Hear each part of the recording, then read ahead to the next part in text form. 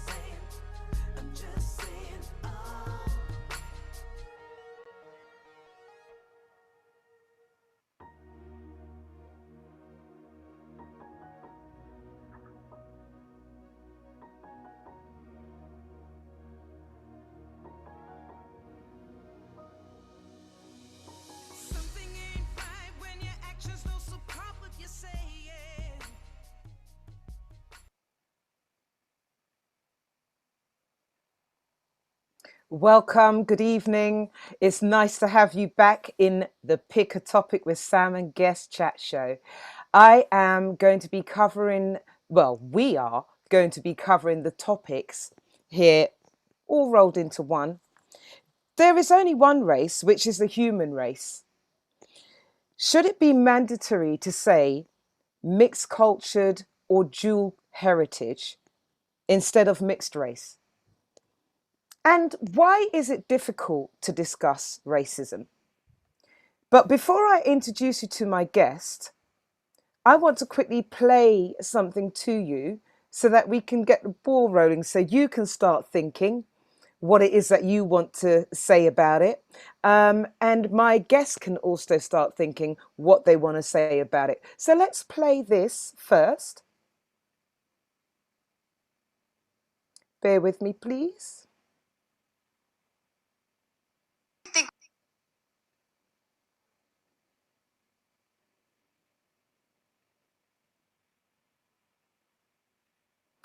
And yet again, we have got an issue with the video for this week, but we are going to overcome. We have to. Let's see what's going on here.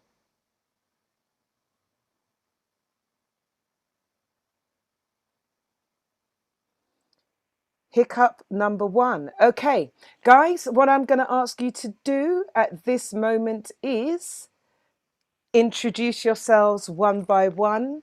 Please get ready to start unmuting your mics because the video yet again this week has decided not to play. So bear with me. I'm going to start to unmute you one by one. Denise, let's start off with you. Hi, thanks, Sam. Hi, everyone. I'm Denise. keep it short. Who I am that's relevant today is, and a big part of my life. I'm a mother of 2 children with Floyd, who's also on the panel. Mixed race, mixed cultured. This is, up for debate. Fundamentally, I'm anti-racism, and I feel that I have a duty to have my voice heard. And that's me. Thank you very much. Thank you very much, Denise. We're going to have Ruth next. Hi everyone, my name is Ruth. I've been on the chat show with Sam for a few weeks now, and I work in the law profession, not really with people, more with brands. So I work in intellectual property. I'm here because I have a very strong feeling about the society we live in, and I have a real issue with the racism that we have to live with, and yeah, I'm here to get my point of view across, and to listen and learn as well, so that in the coming weeks I will have a broader view. Thank you very much, Ruth. Okay, let's go to you, Floyd. Hi, everyone. My name's Floyd, Floyd Dyce. I'm a musician, producer, songwriter. I like to talk about subjects that a lot of people feel uncomfortable talking about, racism being one. I'm actually quite glad to be on the panel today just to give my opinion on the subject. Like Denise says, we have children of mixed culture, mixed heritage, and be good to sort of speak about that subject. Thank you. Brilliant. Thank you very much, Floyd. Who do we have coming up next? We have Mr. Barrie Sharpe. Okay, hi Barrie. Oh yeah, I am fashion designer, music producer, and somehow became a writer. A bit like other stuff that you'll be forever. My interest in this subject is my son. My son is going to grow up in this world, and we need to change it. We need to change it quick. Now's the time. If we don't do it now, when are we going to do it? Absolutely. Absolutely. Short and sweet, but to the point, Barrie. Okay, so who's after Barrie? Is that you, G? You need to unmute your mic. Yes, I have. Thank you. Hello, I'm G, Morris-Osborne, and I'm a vocalist, musician, whatever. Basically, I'm here because I'm a grandmother. I have 4 children. And obviously I've got about 5 grandchildren right now. So like Barrie and everyone else, my interests are what's happening to the world right now. Obviously, growing up in the UK, I've had a lot of issues. So yeah, I'd like to learn stuff like Ruth said. We're here to learn and to give our point of view. Thank you very much, G. Okay, and we have got Jacqueline next. Hi everyone, I'm Jacqueline. In fact, my sister's Ruth. This is my first time being on the panel. Just a little bit about me. I work for an airline and have done for many years. And I have one son. He actually lives in the States. So this topic is quite poignant for me because obviously racism that's going on here and has done for many, many years, but also what's going on in the States. I mean, I am absolutely terrified, a young Black man living in the States. But as Ruth says, and as G has said as well, that I'm here to listen, learn, give my point of view and discuss what we need to do next. Thank you, Sam. Absolutely. Thank you so much, Jackie. That's brilliant. Okay, so we're going to go to Mike next. Hi, my name is McKenzie. I've got a film production company I'm also a musician or drummer. Teach a bit of music, and you know, I'm here because I was asked for one, but I've also come to listen and learn. I know recent events have had a major impact on me. You know, starting with the death of Mr. Floyd, stopped me in my tracks for quite a few days. You know, not being able to move, and obviously there's been a lot of things happening since then. So yeah, I'm here to hear.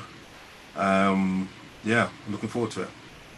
Great stuff, Mike. Now, Mike, you've not been on the show before, but every week I give someone at least 2 to 3 minutes to speak about what their business is. And you have a business that I wouldn't mind if you spoke about for just probably about a minute and a half or so. Okay. I know you do more than one thing. So yeah. Yeah, but you're right. I do many things, but I sort of put it under the umbrella as a creative. You know, I got my keyboard here. I got guitar. I make music. I play in bands. Obviously, I'm not performing now because we're on lockdown. So that's what I do in the week. I've also got a film production company where I make videos, working on various projects, filming wise. I've got a short film in a New York Film Festival at the moment.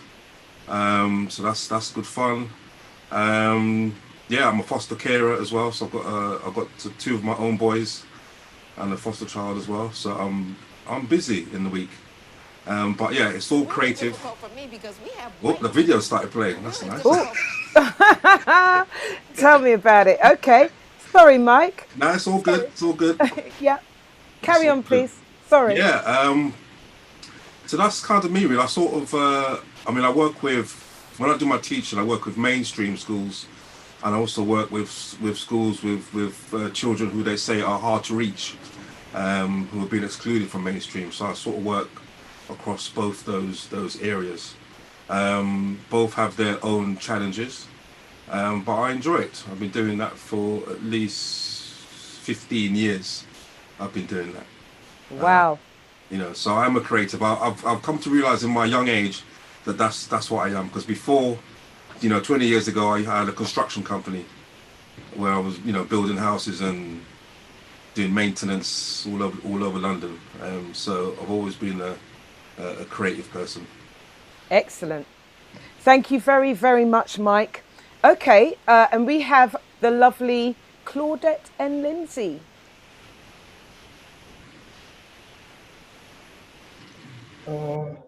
Okay, we're unmuted. Hello, people. Hello, how are you all? I know a lot of the people on this page. It's lovely to see you all. My name's Lindsay Wesker, and I'm a writer. And I have self-published 3 novels on Amazon. And I also did a fantastic book with my friend Dave E.J., which was called Masters of the Airwaves, which was the history of British black music radio, which was very, very good. And my friend Barrie Sharpe was in that book.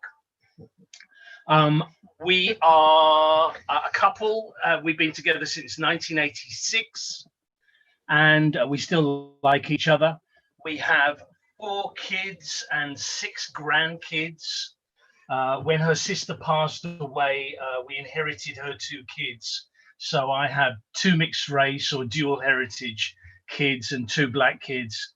And then I have 4 mixed race grandchildren and 2 black grandchildren. You're so rubbish.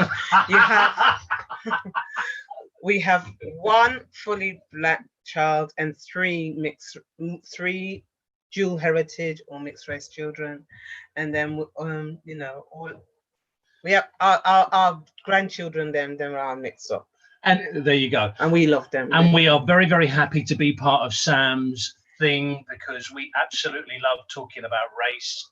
We love talking about race, so we're very happy to be here. Yay! Brilliant. Absolutely great. Okay, so as you can hear, whilst you were all introducing yourselves, I managed to get the video working. So I'm going to go to it again. And if it does not play, oh my God, I think I'm going to scream. But I think it should. Really difficult for me because we have white people in However, our we family. want this to start from the beginning, don't we? So bear with me. Really difficult for me. Really.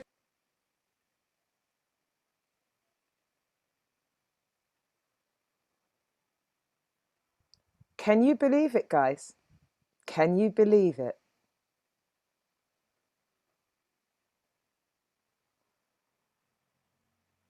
Okay.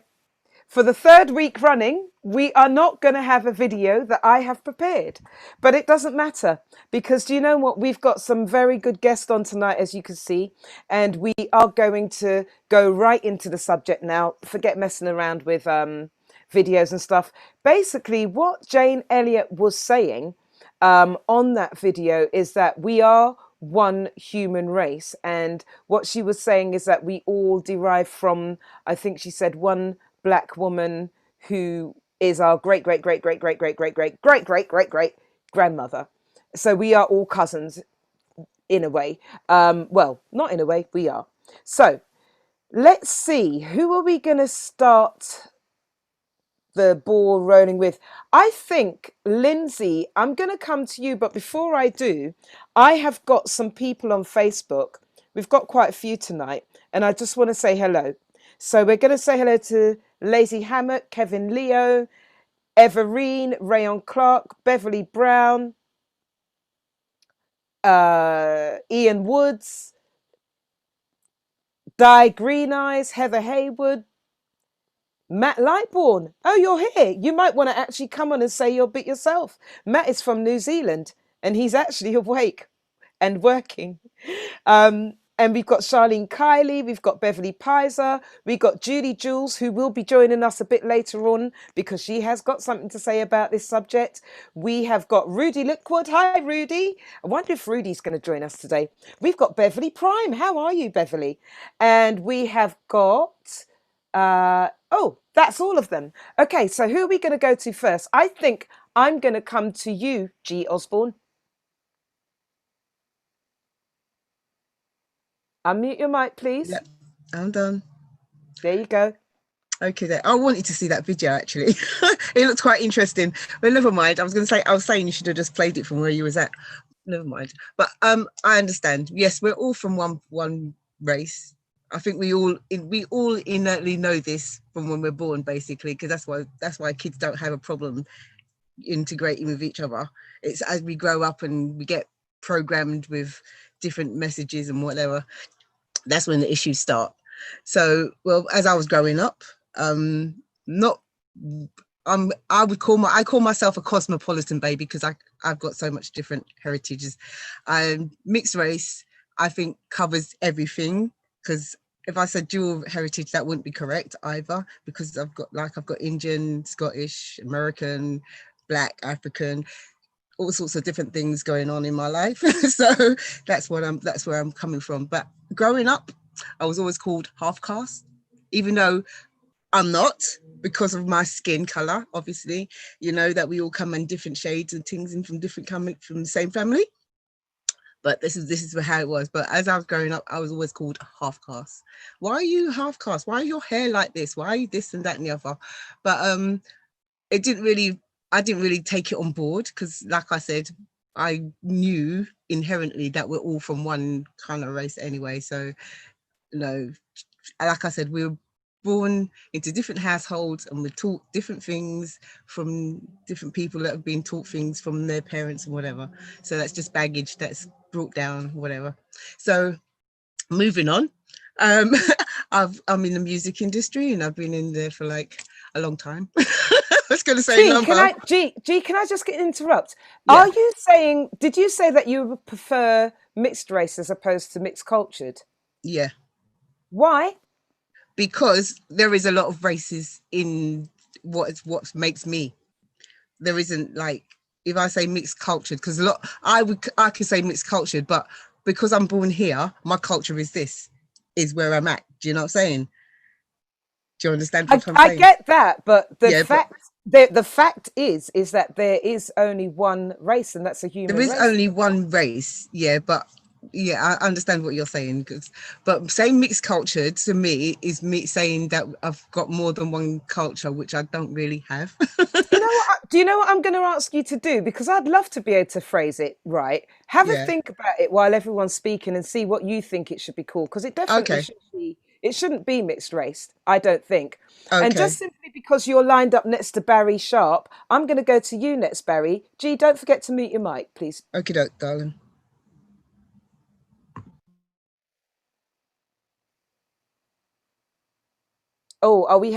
Sorry, Barrie. There you go. That's interesting. What Jesus said. My son, is only of one culture. He did 2 races, but only one culture. He knows nothing of his other culture.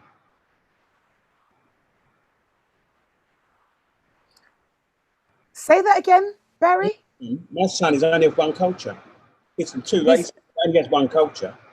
He knows no other culture.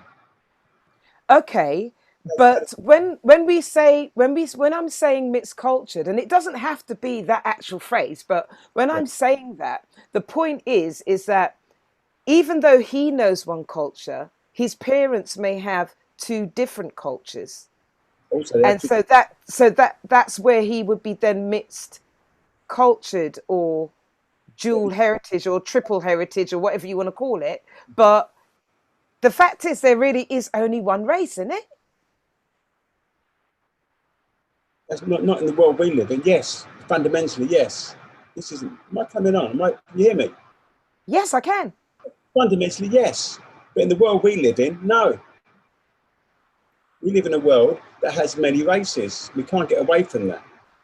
Yes, but that is, in my opinion, and I really am just giving my opinion for a minute, that's because that is man-made. I mean, we are one race. Fair enough. But it's such a wide scope, and there's so many people who see. How many people see us as one race in the society in which we live? Not many, unfortunately, because the systemic institutional racism that has been put in place seems to be working. It's working very well, and there's no need to change it. It works for the majority. You think so? It's working. Look at America. It's working. Let's say 14% of the culture is black. The populace is black. So for the rest of them, it kind of works. Unless you're Hispanic, of course. But Trump is the voice of America. He speaks that's what Americans to me sound like. They sound like Trump. That's why they're here. So I think he's done this BLM thing has done him a lot of good. Because of the extreme racism, it makes him even more popular. I think it works. To the average American, racism works. Yeah, but it doesn't work for you though, does it, Barrie? And what would you like to see?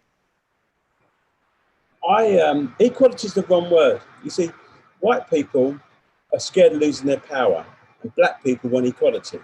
But equal to what? Do you want to be equal to a racist? You want to be empowered without being in power. I think it's hard for me to express this because I have no idea. I'm white. I'm privileged, so I have no idea what black people want or how they feel. I'm just an observer. Well, equality is equality, isn't it? Equal to what? Do you want to be better? Or do you want to be better than a racist? No, as in having the same chances that everybody else has on that level. I wouldn't want to be equal to a racist at the end of the day. Yeah, I think everybody deserves level playing field. Yeah, that's what I'm talking about. Never had that. Yeah. Who even stops that? I mean, you need racism for colonialism and capitalism to work. You need something to demonise. Do you know what? You make such a good point, and you are right. But is that what we want? And I'm going to stop you there, Barrie, and I'm going to go over to Jacqueline. And I will come back to you, Barrie. Could you please mute your mic? Hi, Sam. Hi, Jackie. Well, I think I can understand what Barrie's saying, because for there to be, I guess, the hierarchy. They need to demonize a particular race, if you like. And unfortunately, throughout history, it has been the Black race. You know, I wonder to myself all the time, what is it that we have done to be so hated? We seem, you know, because if I look at all the different races, and there are different races, I'm talking about Asian, as in, and in Chinese and Spanish and whatever, or Mediterranean, whatever. They all seem to have the same view of Black people, that we are bottom, you know, the bottom of the rung of a ladder. And I really want to know, we need to stop believing why in this country what we call Oh, education sorry, is Jackie. One actually. second. My What do you think apologies. we need to do? What do you Just one second. My apologies. did you want to play that now that it's working? Now that it's working, I'm so sorry, Jackie. I am actually just going to play it yeah. while it's playing. Yeah, So bear with absolutely. me. Go Sorry. ahead. What do you think we need to do? We need to stop believing the myth. In this country, what we call education is actually indoctrination. And it takes us from the ages 5 to the age of 18 to thoroughly indoctrinate people so that they will believe in the myth of white superiority. And it is a myth. Right. Now, you can't do that while you're teaching that Columbus discovered America. Right. There were Black people on this continent 4,000 years before Columbus was born. Right. We teach Black history in the schools as if it started with slavery. I'm not a white woman. I'm a faded Black person. My people move far from the equator. And that's the only reason my skin is lighter. That's all any white person is. Because we came from the same Black women 300,000 to 500,000 years ago. The human race began with Black women. You are all my cousins. Make no mistake about this. We are all 30th to 50th cousins because we all have the same Black great-great-great-great-great-great-grandmother back there 300,000 to 500,000 years ago. So get over the idea that you are white. There's one race. Yeah. The human race. It started with The the Spanish Inquisition. Before that, race was not a problem, but they found out that they were killing people who were of their religious belief, but they couldn't tell what their religion was by looking at them. So they had to find another way to identify those they were going to kill, so they set upon skin color. There are 2,500 different skin colors on the face of the earth. Right. If you can come up with 2,500 different names for races, you've got too much time on your hands. Right. You need to get a job. There's only one race on the face of the earth, the human race. Okay, so that was the video that finally played. Jacqueline, sorry, would you like to continue from there? Can you hear me, Jacqueline? Let's see, 1 second. Thank you. Okay. I wasn't being able to. Yeah. Yeah, really, really interesting video. Yeah, the one race and all that kind of stuff. But in where I believe that I'm from, there are how do you want to put people from different parts of the world then? Okay. I just really want to know what it is about Black people, why we're so feared, so hated, you know, always held back, always, you know, try to make us feel less than. And I really want to know what it is about us that we seem to be so feared. Do you know that I think Jacqueline is almost a show on its own? But that's a very, very good question. I'm going to move on and I'm going to go to Claudia and Lindsay. Just 1 second. I just need to help you to unmute. There you go. Sorry, I forgot the question. What are we talking about? Rudy Liquid says race and culture are two different things. So Okay, Rudy. Rudy, I think you're going to need to come on and explain that to me, because I understand that race and culture are two different things. I really do. I get it. However, I also understand that there really is just one race, which is the human race. Yeah. So what I'm trying to do is search for a different array of words that would best describe someone who they called mixed race, because you can't be mixed race if there's only one race, which is human. But anyway, Claudette, Lindsay, fire away. You see, the thing is, I have a problem with mixed race because I feel it's a term that's used to divide people. It's a term that's used to make people feel different from other people. And as far as I'm concerned, even though my son is of dual heritage, my son is black. Because when people look at my son, they see a black man. They don't see a mixed race man. If they then ask him questions, they might say, oh, he's of dual heritage. He's part Jewish and part Viking and part Jamaican. But until they do that, all they see is a black man. So that I have a problem with mixed race. When I brought him up, until he could understand that term, I told him he was black. The same with our other mixed, dual heritage kids. We told them they were black. And then when they grew up, if they want to take another title, it's up to them. But until they had sense, they were black. So if anyone was talking about them as a black person, they knew it was them and not Sylvia sitting at the other end of the room. Okay. Just following on from what Jacqueline was saying, I mean, this is a question that your cousin asked the other day, Sam. Remember? Your cousin said, what are they, why do they hate us? What are they afraid of? And it's, it is a perplexing question. What are white people scared of? If they hang out with black people, what are they scared of? What are they scared they're going to learn how to dance? Are they scared Lindsay, you didn't go there. Are they scared they're going to learn how to season food? What are they scared of? Well, Lindsay, you took it there, didn't you? Sorry. Okay. All right. Floyd, let's unmute you for a moment and see your point of view.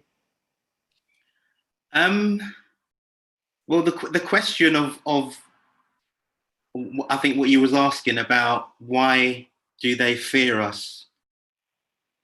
Well, no, that's not the question. That's sort of like an add-on to what we're speaking about. But the actual question, I was continuing from what Lindsay was saying. Okay. It's quite simple. I mean, they've been taught that. It's simple as that,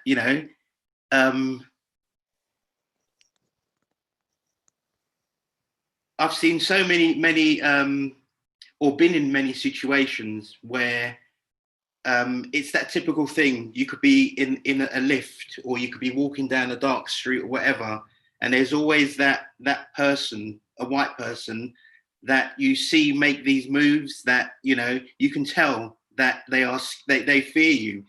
And it's because of the image that they have been taught, that they've been told, black people are violent, black people are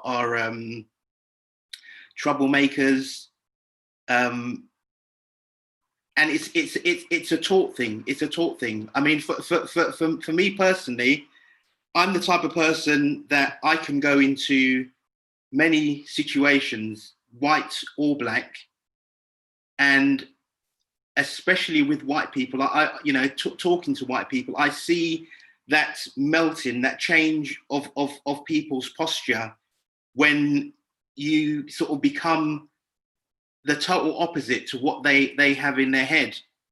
You have a conversation, you make them feel comfortable, but it's definitely a thing that has been taught, to a lot of white people. that's why you have the problem of even like when you tell a white person that they're racist, there's this fear, there's this thing that I think a lot of white people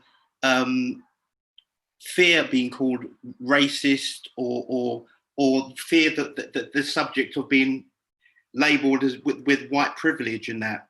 All these things are taught. All these things are taught, and there's this inner sort of fear in white people that, you know, we either can't talk about that subject or we don't want to show that we're racist. Okay. Floyd, did you actually finish there, or were you going to carry on? I thought I heard a bell there. There was a ding. No. You did hear a bell. That's because we've got someone from the audience that is about to join us. Right. Okay. So if you don't mind, give me a moment. Denise, I am coming to you, darling. Bear with me, okay? We've got the lovely Julie Payne, who usually is on this show. And she's in the audience today. She's going to join us because quite rightfully, Julie did actually say something about this, as I remember now, in one of our last discussions. I am coming to you, Ruth. I haven't forgotten you, and I haven't forgotten you, Mike, either. So bear with me. I'm just going to let Julie have her say. 1 second. I need to unmute you. There you go.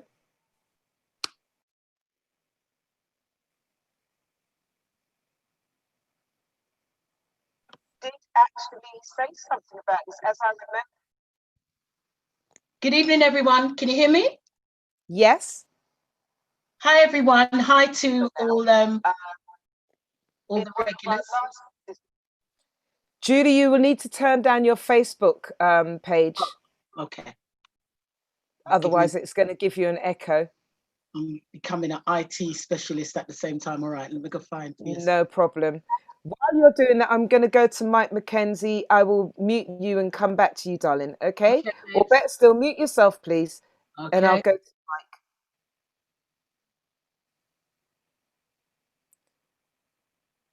Mike. Mike? Mike? Yes?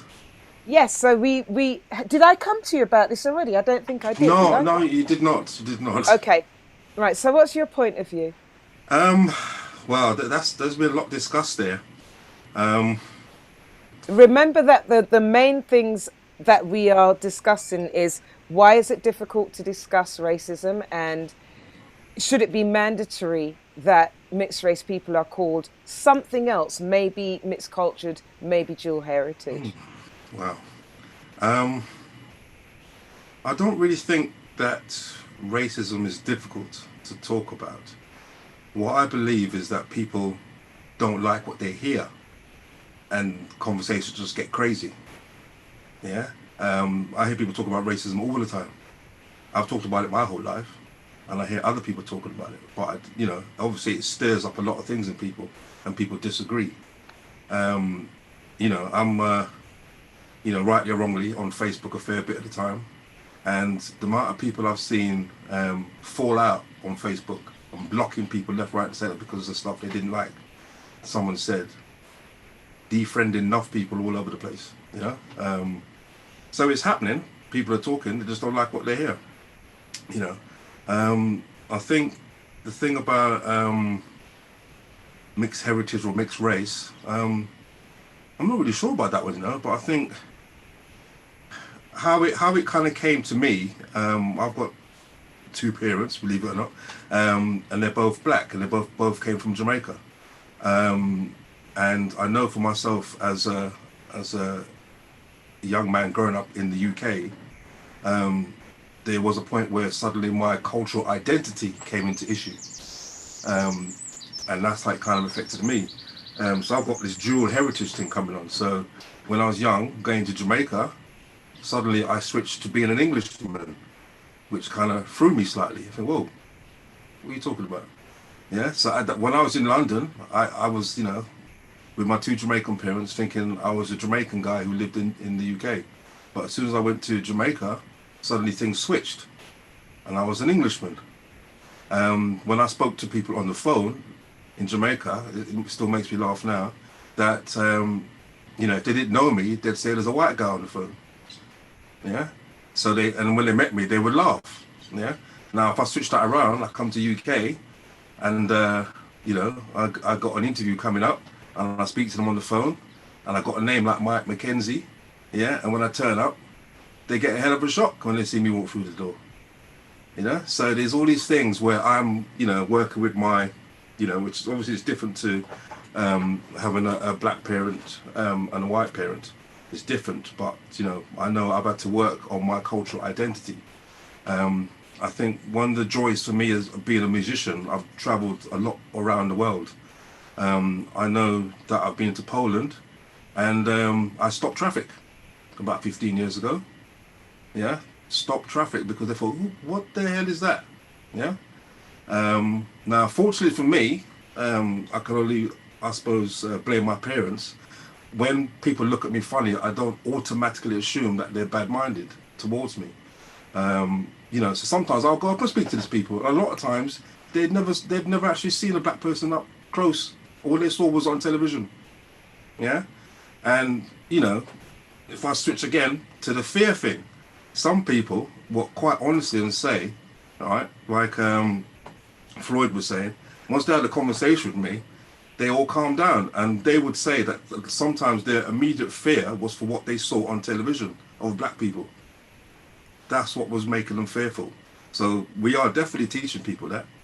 And one of the things I wanted to say very briefly was that what I'm hoping for the future is that, you know, people of color will have more influence, more hold in the media world, the film world, yeah, having companies, having businesses. So, you know, we can have a bit more of a say as what's going out, because at the moment, there's a lot of portrayal of black people in not a good light. You ding your bell, I'm still talking, right? The next thing is this, right? And you're probably going to cut me off in a minute now. Right? Yeah. Mike, I'm going to have to come back to you. I've got one more thing to say. Right? Okay. Yeah. Now, what I do know is that as a black man, like I said, I travel all over the world, right? I've been blessed, and these things have had experiences of me. So I went to Poland, people ran away from me, yeah? But then they came towards me afterwards, yeah? I went to Kuwait, people were speaking to me in their language. And I'm thinking, can you not see I'm from London? Yeah? And then suddenly in my head I think, but wait, hang about. Actually, I'm the same skin color as you. You know what I'm saying? So I've had to deal with a lot of stuff in my mind about my identity and where I sit in the world. Yeah, I can travel all over the world, and some places I'll fit in, some places I won't. Yeah, in the UK, I'm a bit of both at the moment. Yeah. Okay, Mike, I am going to have to move on to the next person now. I do understand that you've got many points to make, but I just looked at the time, and that was the only reason, because I was quite intrigued in what you were saying. I looked at the time and realized that we've only got till 9:30, and I still haven't spoken to Denise. Where are you? Denise, 1 second. And there is one other person we've not spoken to. I will find you in a minute. Ruth, there you go. So there we go. Denise? Hi. So I'm gonna stick to the questions that we're supposed to be talking discussing about. Thank you very much. You know, it's just such a big topic. So there is only one race, the human race. I love that, because that for me is how I breathe. That's how I feel. That's how I think. I'm really interested in what that Jane Elliott has to say. I think she's fascinating, and I agree with a lot of the things she says. And I googled the definition of race after listening to her, and in a biological definition, it's a population within a species that is distinct in some way. So that is the human race. But then you've got the scientific definition, and that is each of the major divisions of humankind having distinct physical characteristics. So the color of your skin, you know, your your bone structure, you know, these are your characteristics. So there is an argument that there are lots of different races. My ideal is there is just one human race, but like other people have said before, it's not possible. It's not possible because we've got, you know, the conditioning that has just been there forever. But I feel that now that this momentum that's starting, I feel that we can make a positive change. We can make a change, and we can probably find a path towards a human race somewhere down the line. But I strongly feel that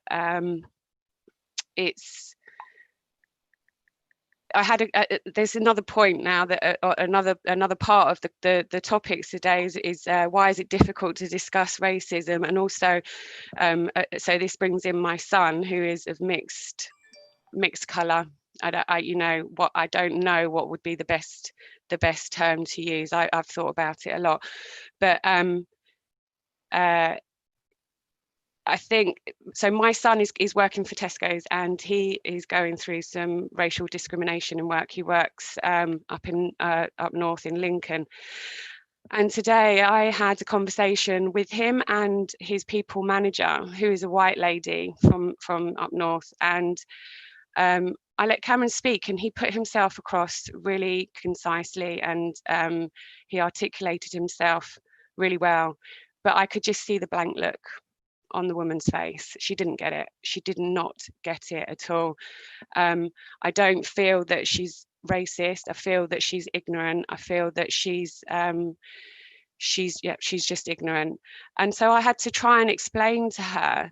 I had to try and explain to her that for a Black person, and I would describe my son as Black because when someone looks at him, they don't see that he has a white parent. They just see that he's not white.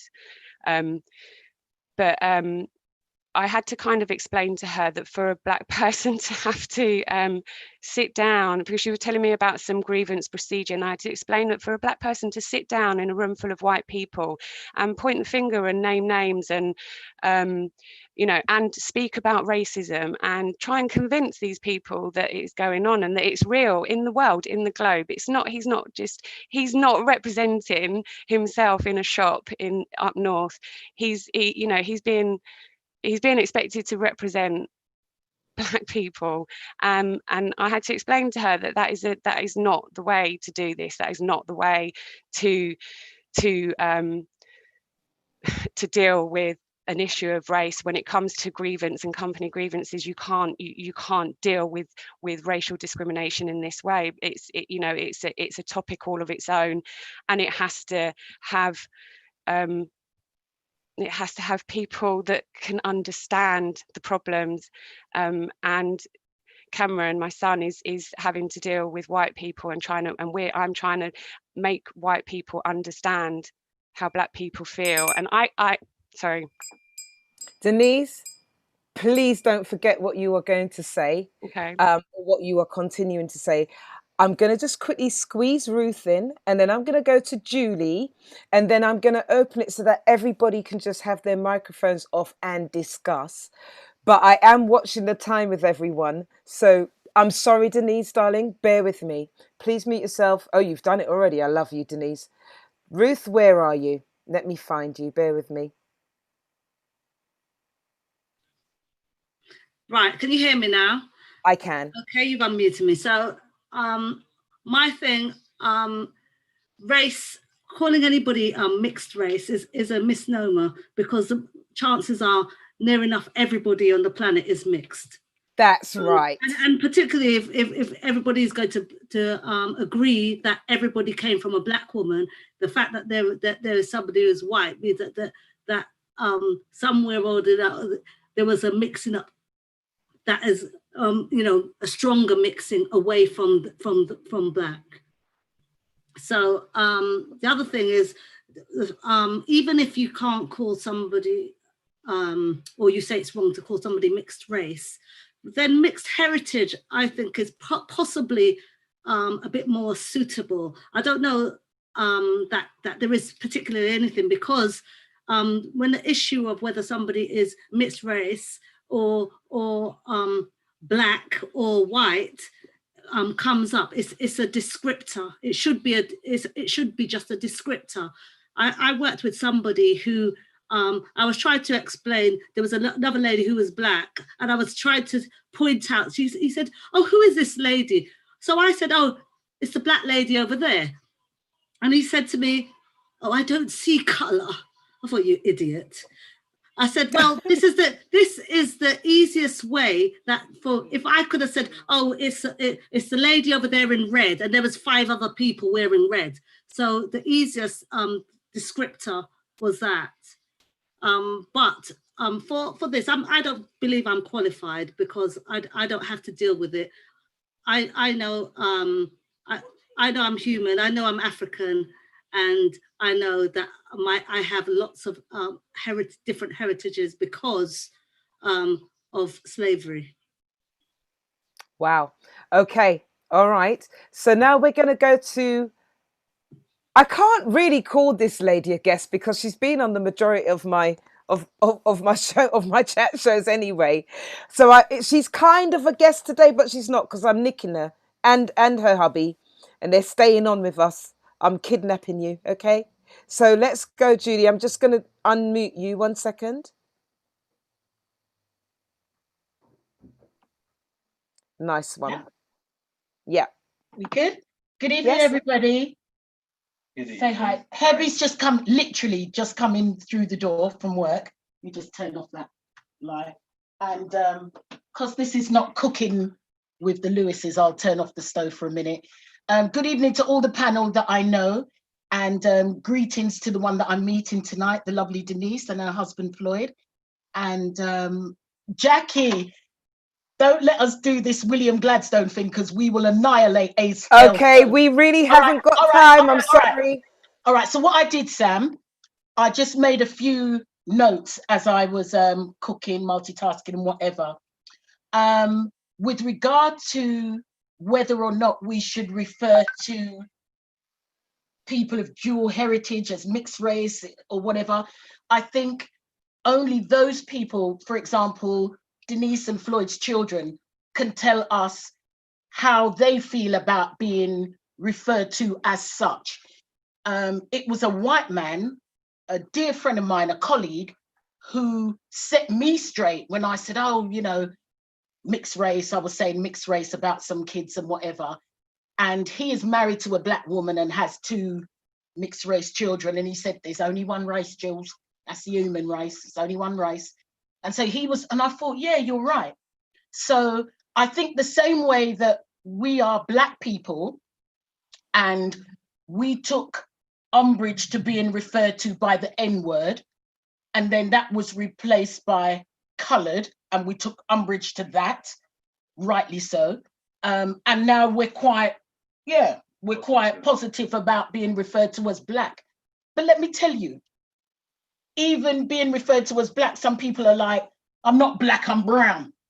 You know what I mean? I was on holiday in South Africa a few years ago, a good few years ago, and not everybody identifies as black there. They're like, you know, they're brown. They literally find the word black offensive. So I think it would be for Denise's children, not Denise and not Floyd, but Denise's children and others who are of a similar heritage to inform us how they would like to be referred to.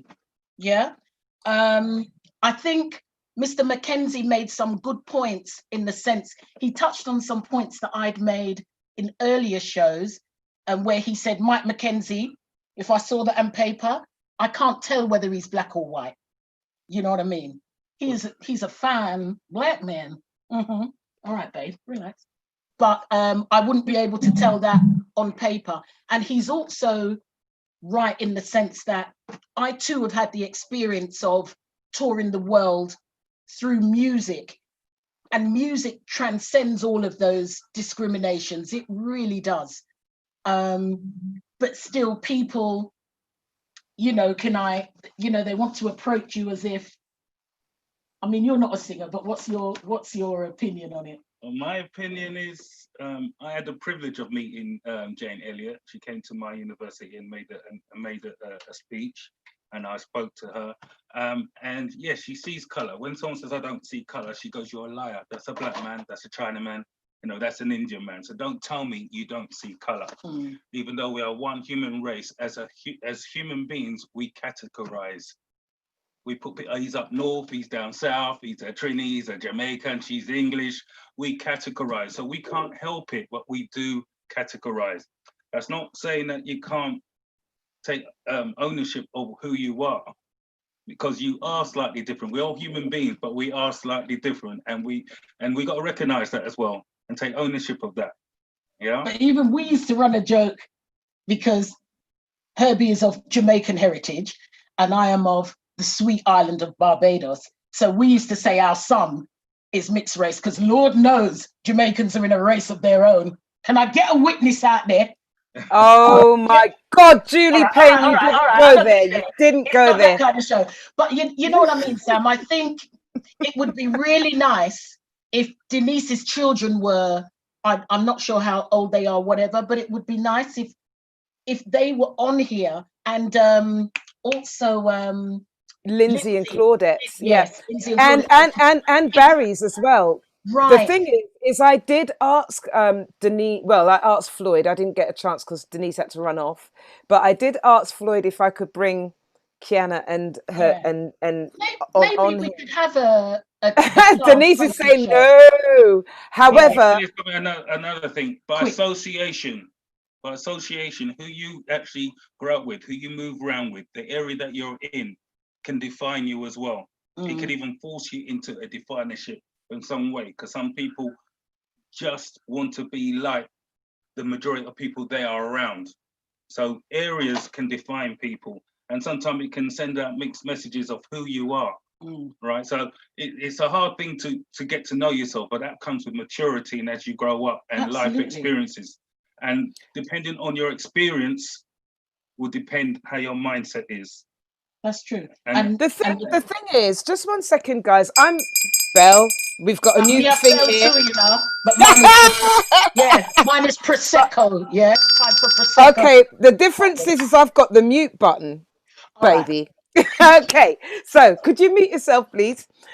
Very quickly, I do want to quickly say here, I wonder if all of this wasn't imposed on us, because when we're born, we don't see color or anything like that. So I wonder if none of this was imposed on us, would we be saying, well, that person, you know, that person that comes from Willesden, or that person that comes from India, or that person that's got the red top on, or that person, do you see what I'm going with this? But before I go back to the panel, I'm just going to quickly read out. Oh, and I just want to say hello to Vincent Espute.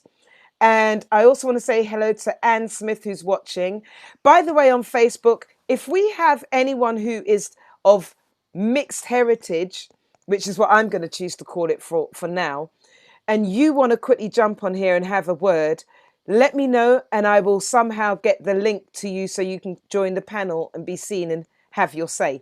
I also want to say hello to Barry Thomas. Hi, Barry. And Ilan Ure. Rudy Liquid says race and culture are two different things. So then he goes down here and he says, on listening, one race, dual cultures, dual heritage, person of dual heritage, not mixed race, not mixed heritage. Rudy, I'm not sure if I understand that. I'm telling you, you might need to come on. Rudy's saying that you're quite funny, Lindsay, because you know why he's saying that. Hi, Dorette. Judy, Rudy says hello. Beverly Brown says, mainstream media is pivotal in informing opinions of how people and feeble-minded people will always give way to that and then pass it down without personal experiences. Black people are like the stranger you teach your children not to go off with when approached, so they will grow up fearing us, thinking all black people are bad. Ian Wood says, I don't necessarily think being afraid of black people is taught, but I do think the media only portray black people in the worst of situations. So it's learnt from a biased point of view. I certainly think the media play a massive part in shaping people's perception. That's Ian Woods, and Ian Woods is a lovely white man. I believe he's an ambulance driver. So we've also got to give him a round of applause because he's also a key worker. 1 second. Oh, Rudy Liquid is saying to Beverly, your point, Beverly. Okay, and so they're having discussions on their own. By the way, I just wanted to say, Rudy Liquid has a show on in the mornings at 8:15 Monday to Fridays, if you're up and going to work or what have you. And he also has one on Monday evenings at 8:30, I believe. 1 second. Raymond Wright is watching. How you doing, Raymond? Hi, Starkey Banton. How you doing, baby? Let's see, who else do we have? Oh, we got John Scott. How you doing, John?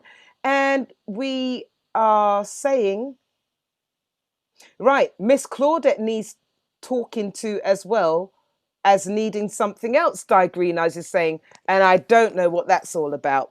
However, let's just quickly unmute everybody. Now, I've just again introduced the bell.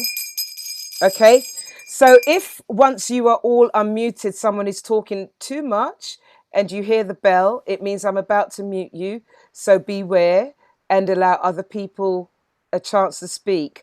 But before I actually go on to everybody unmuting, please unmute yourselves, by the way. I'm going to go back to Mike because I cut him off and I really, really do want to hear the rest of what his point was. So Mike, please continue. Yeah, you didn't cut me off. I was just talking too much. That's all it is. Sorry, darling. You know what I'm saying? So it was, you did the right thing. I didn't know about the bell thing, but it's all good. Yeah. It's I know you had the two topics, but it's quite a big thing because I've been kind of motivated about a lot of stuff. Oh, don't worry, Mike. We can go into any area now. This is chat time. Okay, so the thing, I based on my experience today, what I wanted to talk about, because there's the Black Lives Matter movement that is happening now, which is massive, yeah? And we're talking about racism and that side of things. The other side that I wanted to talk about as well is that at the moment, there's lots of black business websites coming up to support black business, and what I hope for and what I push for may be controversial, but I'll say it anyway, is that as I mentioned earlier, my dad had a construction company. We're talking over 40 years ago. I worked with him for 25 years in construction. One of the issues we had was, as a black company, when we employed black people, sometimes it was very, very difficult to operate. You know, to the point where we had people from, you know, white people from Scotland, Barbados, Pakistan. Our company was multicultural. But for whatever reason, as a young man, I saw my dad struggle working with other black people to make the business successful. And that company stopped in the 90s, late 90s. Today I phoned a builder who was a black builder that I used to partner up with. And he's told me that 95% of his staff are white. And he is still struggling to work with black people to help him run his business. And every time he keeps trying, something keeps going wrong and he has to get rid of them. So one of the things that I'm putting out there, rightly or wrongly, is that with this thing that's happening now where people are trying to support black businesses, I want to see how the black community can support themselves in that mix. Yeah, so yes, we're buying from black companies, that's great. Yeah, but when we partner up as a team, yeah, I want to make sure that that team is all working and singing from the same place. Now, I'm not saying everybody's doing that, but there's something happening where, you know, people say, oh, look at the Jewish community, look at the Indian community, look how they're working together, blah, blah, blah. And then, you know, I've got my own personal experience of stuff that I see happening where it's a bit of a struggle. So that's one of the things I want to see onward and upwards with that, where the black community believe in themselves, because, you know, we've had a lot of damage. been done over the past many years. A lot of damage done to our psyche about how we're operating. And that's just one little snippet of what I wanted to put out there. So I'm working on that myself, and you know, how we as black people can work with that as well. So we support each other more than what we're doing now. That is a very, very good point, Mike. And what I've decided to do for that very reason is I've been promoting black-owned businesses on here and black artists, not because I'm anti any other race at all, or any other kind of person. I don't even know what to say there, but you know, it's just, I do strongly feel that we as a people need to build our infrastructure and economy, and we do need to learn how to work together. So some very good points there, Mike. Who wants to take over? I'd like to take that on, if I may. Yeah, please. Coming from a family of building constructors, Mike, and also working as a business person myself, it's two different things. I think going back to those days as well, it was who you knew. You employed who you knew, and more often than not, some people were coming to work for companies like your dad's or like my dad's family's companies because they knew them and they thought they could take a little, you know, they thought they could take the mick. They thought they went in there with the mindset that, you know what, I'm working with my brethren, so he's not going to be so strict on me. I can burn a little weed, I can drink a little drink, and it's all going to be cool because he knows me. So that person has already come in with that mindset. When those same builders go and work for a white man, they're not going in with that mindset. Yeah. You understand what I'm saying? Yep. So to get around that, black construction companies need to employ the same way a white construction company would employ, not on word of mouth, or not just on word of mouth, but have a CV, do it professionally. Exactly. Find out what happened when they were working at the last place, you know, because if someone is taking drugs on a site in the last place, they're going to take drugs on your site as well. So we have to stop hiring because we know the person or we know his granny, so he must be all right, and get a CV like everybody else. Okay. Do you know what? I would like to hear from Barrie Sharpe on this. Discuss it. I can't hear you. I can't even discuss it. How do I know? Well, do you know what? Black people, they're doing fine, but I'm in a different situation. I don't know people that I know that I know really well. I can't discuss it. I can't hear you properly for some reason, Barrie. The microphone's gone. Your line is cracking up. I'm going to go to someone else until you manage to sort that out. Denise, what would your let's say, what would your advice be? And by the way, Claudette, Rudy is saying, spot on, Claudette. Keep it real, sis. We're not employing the person with the right skills. Yeah. And I'm going to say I agree with that. I'd like to say a big hello to Angela Pereira Guthrie. How you doing, darling? And Beverly Brown says, very true, Mrs. Wesker. Oh, and one second. Lindsay is saying, dye green eyes. Claudette says you should talk as your mixed race. And I challenge you. I still take umbrage with that. Claudette, would you do me a favor? Would you send Dye? Would you please send, kill me. That's my. It's okay.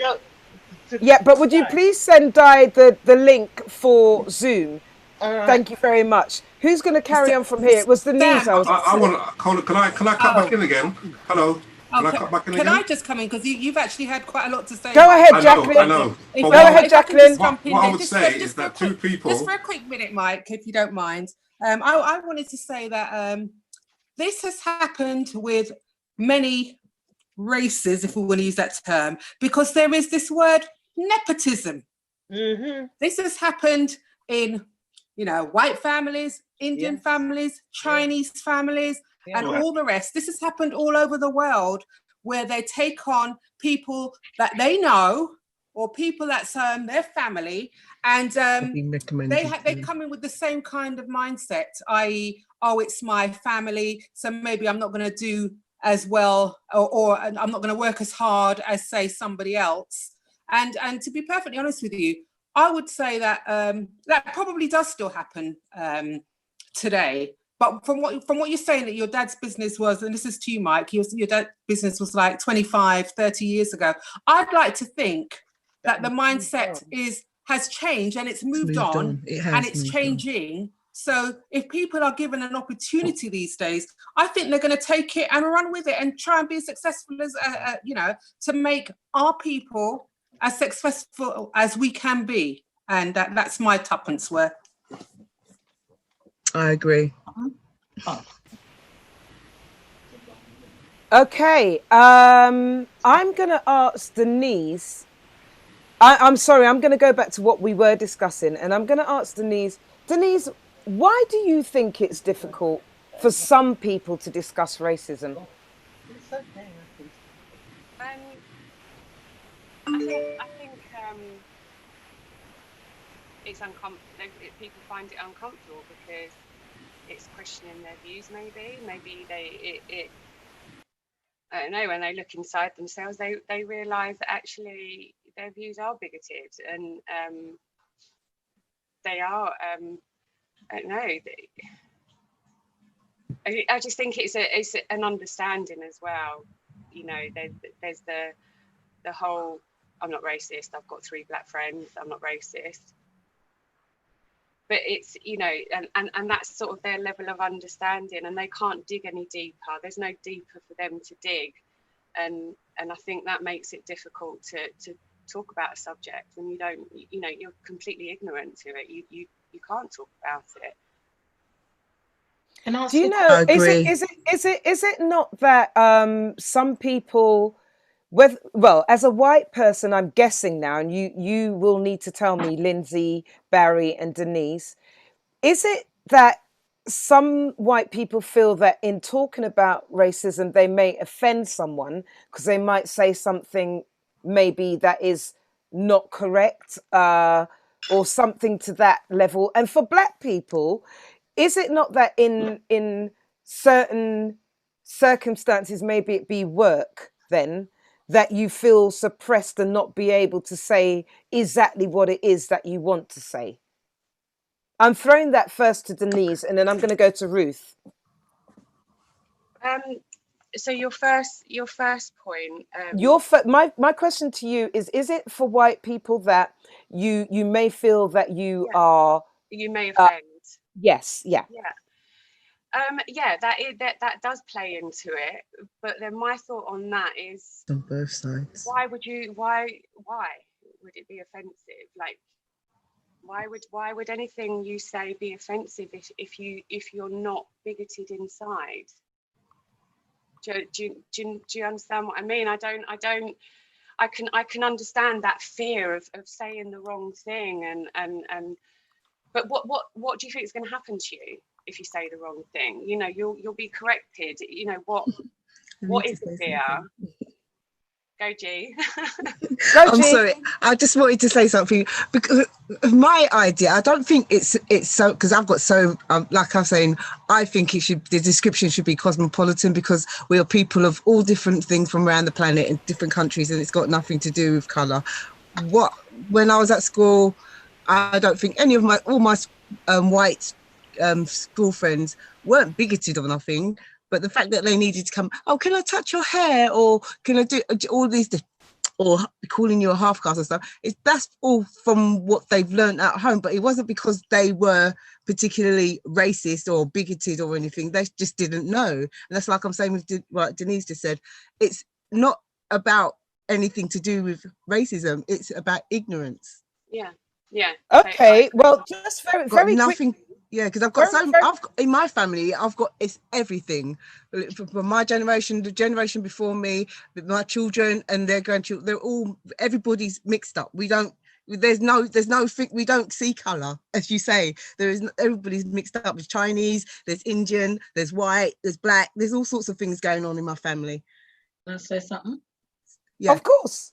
Just quickly, just looking here on the panel, I've got you on gallery view, and I would look at, isn't it beautiful?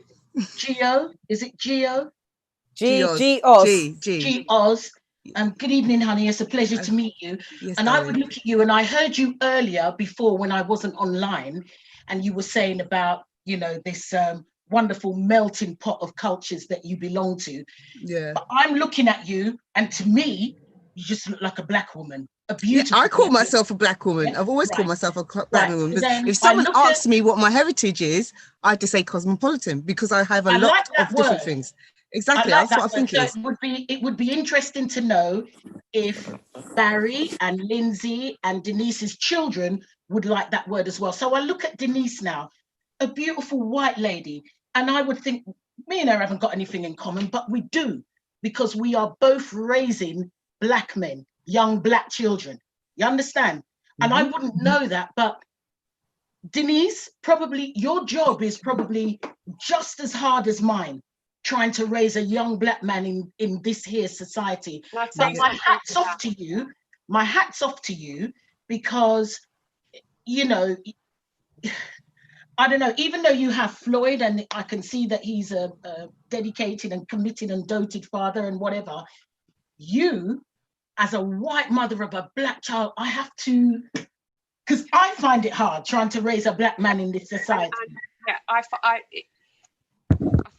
find it an honour, but do you know what I have unfortunately, and I'm ashamed of it, I have one over you, because my voice is louder than yours when I'm speaking to white people.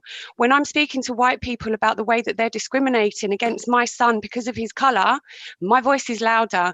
And that was my point I was making earlier. When I was speaking to the white woman, when Cameron was explaining things to her, she was listening, but there was a glazed look in her face. When I was talking to her and I was breaking it down, she was listening to me. My voice is adding something different to white people, right? Because they have this conditioning, that, you know, there's this conditioning and there's this stereotype and there's this preconceived idea. They're not going to listen to the words that you've got to say, because they've already made up in their mind what you're going to say. I'm angry. Exactly. Yeah. But they're listening. You hear things they say, not being funny, that they wouldn't say to a black person. Exactly. But we need more people like Denise, like Barrie, like Lindsay. Like when I saw this, when they're tearing down the statues, I didn't see any black people tearing down them statues, you know. No, exactly. Thank you. Yes. You know what I mean? Yes. That's what I'm saying. So we salute you and appreciate your support. But it's black people that have been told that they're violent and they're aggressive and that they're pulling down history and blah blah blah. It's rubbish. It's rubbish.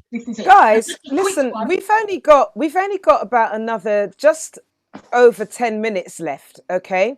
And as you just talked about the statues and stuff, and white people being the ones that really brought down the statue, and I applaud them, because those statues needed to come down. And they had been asking for them to come, well, the Edward Colson one to become, they wanted it down. They've been asking for ages ago. 36 years to be precise. So yeah, I'm glad they took it down. That's my personal view. But something that I was having a discussion with Denise, funny enough, earlier on in the week, and I said, you know, when the terrorist thing was going on and it was rife with the Muslims and stuff, I saw a lot of black and white people standing with Asian people. I have to say, and please correct me if I'm wrong, because maybe it's just that I haven't seen it. And I'm going to direct this to you, Ruth and Floyd. I haven't seen any Asian people standing with us. I haven't seen it. I would agree. And that is to do with the same prejudices. We've already said that everywhere around the world, for some reason, everybody dumps on the black man. So therefore, they already have. They've been programmed. They have their in Asia. They have their caste system. they have their ideas of who is what they and you know, the lighter you are, the higher up you are, and so why And would they've they? removed themselves. They've removed themselves. If you notice, years ago, there was no word Asian. I'm not. Yeah, that's right. It's a horrible word, even though the Pakistani, Bangladesh, all same country, which is what, you know, the derogative word. But then they took ownership to Asian. So you go, I'm not Paki, I'm Asian. I'm further away from you as a dark caste. I'm not trying to get into this, but that's what they did, and now they're all Asian. So if you went back 20 years, 30 years ago, there was no Asian. But they took ownership of that and said, right, we're moving away. But baby, we even have that caste amongst our people. Yeah? Because, you know, the lighter you are, or your red skin, you're feeling nice, and you know, if you go back home in the Caribbean now and you go in the banks, it's the lighter hue that is in the banks, isn't it, baby? And all that kind of thing. So we have that kind of racial discrimination amongst fewer people. And until it's still part of the programming. It's still part of the programming. The wider world is not going to take us seriously. It's still part of the programming. It's also economics, because obviously of the lighter hue, from going back that you keep hearing about the fields N-word or the house N-word. So they saw themselves as better because they're not working and sweating so hard. So it starts way back then that they thought, you know, the lighter you were, the better.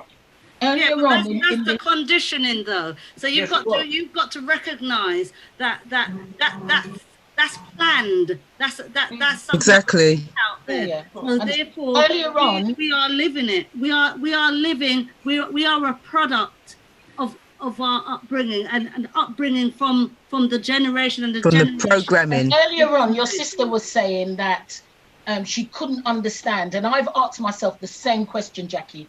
Why are we so feared? What is it that they're scared of and whatever? And I'll tell you what it is, in my opinion, is that we're not the minority. We're referred to as this ethnic minority. Exactly. Yeah, exactly. Knows we are the majority, and woe betide if we got together. Exactly. As a people. Exactly. Can I just quickly say, because Floyd, you're very quiet, and Barrie, you're very quiet, and I want to hear from you. No one can hear me. Okay, yes, I can hear you now. Well, I like to pick up what Claudette said and what Denise said. I've been bringing up my son on my own for 26 years. And then that's the thing's black side, and that's the thing's white side.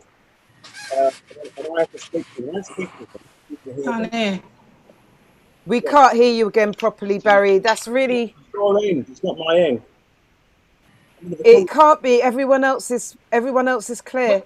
Barrie, when you lean in, we can hear you better. So lean in. You hear me now? Ah, yeah. Thank you. I was mute for half an hour. You muted me. I brought my son up my own for 26 years. He was only about to defend his black side. He's never been basically abused for being white. And when I speak for him, people do listen. Like Denise said, I'm heard. But when he's trying to speak, they ignore him. When I take him to the doctors, he knows what's wrong with himself more than I know. He will explain what's wrong with him. He's articulate. When I tell them, they listen. And I don't know what he knows.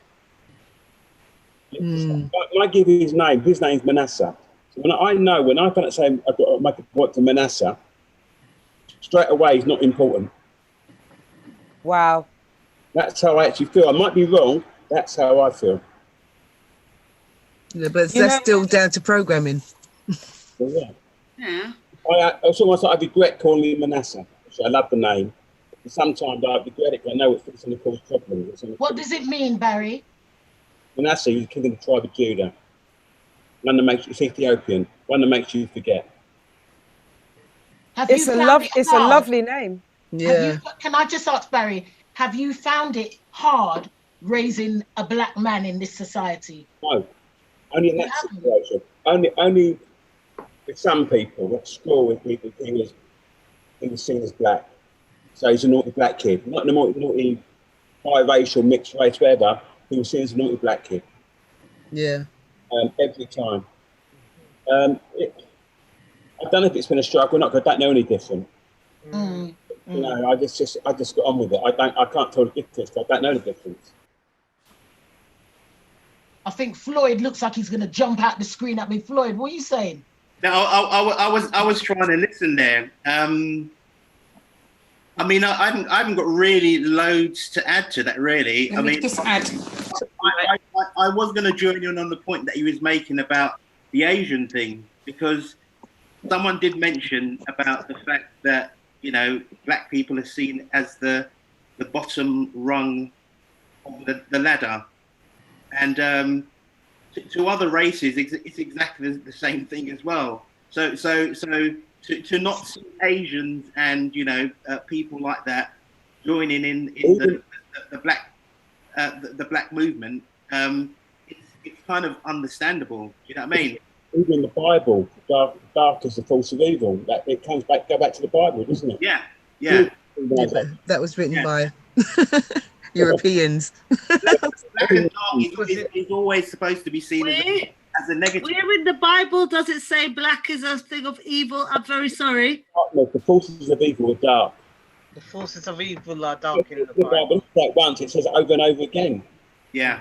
Everything, the dark angel, everything is. Yeah. Yeah, but as Gio says, that the Bible was written to control people. It was by Europeans. And remember, when the Bible was written, most people couldn't read anyway.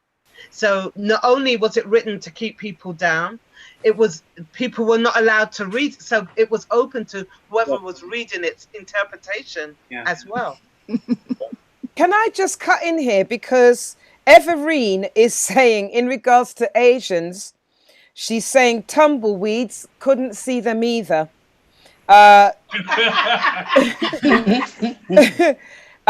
Ian Woods is saying, thank you for a great show. Thank you very much, Ian, for tuning in and watching and having your say. And Derek Brown is saying, yes, we are programmed and hypnotized in this state for too long. And Dorrit Brown is also saying, love this real talk. Thank you all. Well appreciated. I hope you realize we've only got 3 minutes left. I just want to know, is there anyone else that has something to say before we wrap it up? Yes, I love you, Sam. I love you too, Lindsay. We all love you, Sam. Sam, love you all. Sam, you are amazing. Sam, you are amazing for bringing all these talented people together and creating, what Karen just said, real platform. All right. Sorry, just one thing. I don't think that we've really touched on how difficult the conversation is. I was going to say, but I didn't get to speak, that for a black person, the fear of speaking about racism is that you perceived or held to either have a chip on your shoulder, there you go, be an angry black person, or aggressive, or all three. For a white person, playing the race card. They're difficult conversations, but you first have to admit that racism exists, and then you've got to accept that there is white privilege, and it doesn't matter whether people don't agree it's because all of the structures, all the structures are in place for them to soar. Exactly. And for us not to. And that and until the people acknowledge that and make steps to change it, then we're gonna it'll be the same. It'll be same old. And no, because we don't have to conform. We need to stick together. We need to spend our time within the black community. I agree. We stick together. We don't need to conform. When they created the Black Wall Street, when they created the black Tulsa, in Tulsa, was it in Tulsa? Yeah. When they created that, they Townships created it out of necessity, and it soared. Yeah, but the difference there, the reason why they could soar is because it was segregated. That's what I'm saying. It was out of necessity. No, because they were segregated. Yeah, so they could flourish on their own. Exactly. We're in a melting pot. Yeah, but then they got destroyed because they were flourishing. Yes. Okay, guys. And I just want to quickly say something here. Should I go here? Yeah, I'm gonna go here. I've heard some black people saying things like, we don't need white people. And I wanna basically throw that open, because my thing is that if we're saying that white people are the problem, then how are we supposed to solve the problem without white people? And I've heard a lot of black people saying that we don't need black people, but I believe personally that we do. I mean, what's your thoughts on that? Globally, you need trade, and that's where it all started from. Exactly. Yeah. It started from trade. Even when the English went and married the French and the Spanish, it was for trade, not because of love, because of trade, so they could start doing business. So you be careful when you then say you're going to just particularly say stick to one culture or one race. Subliminally, they do it. Subliminally, if you go and sit down and watch a particular culture, they'll go to their shops. Yes. So even though we're saying black ownership, let's go and do this. People are going, you want to go to your... But subliminally, a lot of people do it anyway. They go to their shop rather than another shop. Yes. But black people don't. Sorry, Herbie. Black people don't do that. No, we don't. And that no, we Well, don't. not as much as we should do. We do, but not as much as we should do. But like I said, that comes back down to trade, commercial, money, and building up something that you can then drive prices down, so then you can make it competitive for your and people. professionalism. And professionalism. Okay, I want to hear from Jacqueline, who's been quiet for a while. Okay, well, I was going to say that I'm a naturalite, as you can see. It looks like most of us are on this call. And what I try to do when I'm spending my coins on like things like hair products, etc., I want to go and spend it in my community. And I mean, if I go to somewhere like, I can only talk about London because that's where I'm from or whatever. When I go to a place like Harlesden, what do I see there? Yeah. But the thing is, we see, hold on, let me just finish what I'm saying. We see the huge shops that are run by racists who are not black, who are simply there to make coins off of the community. Because remember, they're not using the products, we are. Yeah.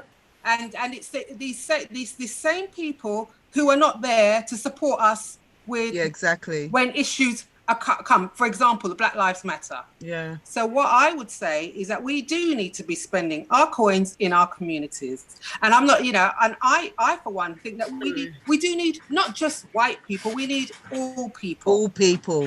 I was going to say, what community? Sorry. Can I just say a quick one? We're over time. Sam, Jackie, a point that you made earlier on about black people, I think we covered it, but I thought when I came on this show this evening and with the topics were pre-announced, I thought in light of the unrest in Brixton last night that we might do a quick and address that issue. So maybe Julie, you read my mind, because that's what I was going to close with, darling. I know we're over time. If anyone has to go off the panel, please feel free. But I do want to go to the topic of what happened last night, and I'm going to kick it off. Don't go there. Alexa.